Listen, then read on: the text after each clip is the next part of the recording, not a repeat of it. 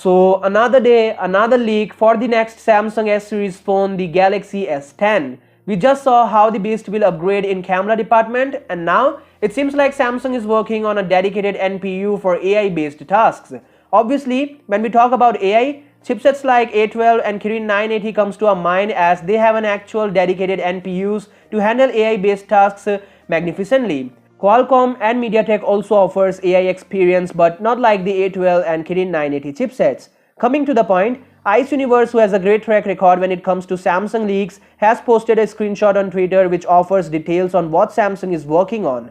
This profile of an employee clearly states responsibilities, one of which includes Samsung second generation NPU responsible for top level modeling of NPU in System C. The description also notes about architectural changes in NPU for power and performance optimization, along with designing micro-architecture of units in NPU. All this hint that the upcoming chipset Exynos 9820 will most likely come with a dedicated NPU for AI processing. All I have to say is that the upcoming Galaxy S10 series will be able to do a lot of multitasking with extra boosted performance, and also the camera should be able to capture pictures with a bunch of modes and clarity. Based on the current reports, the Samsung Galaxy S10 will be offered in 3 different models. One will be a compact device with single camera at the back, whereas the other 2 will come with triple rear cameras and an in-display fingerprint sensor.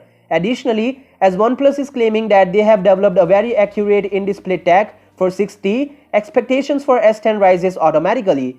There will also be radical design changes with the Galaxy S10 series, especially with the top and bottom bezels getting even slimmer. But at the end of the day, take these leaks as a starter and we'll be hearing a lot more about the upcoming flagship. So yeah, tell me your thoughts about this in the comments down below. I'll see you guys tomorrow. Peace out.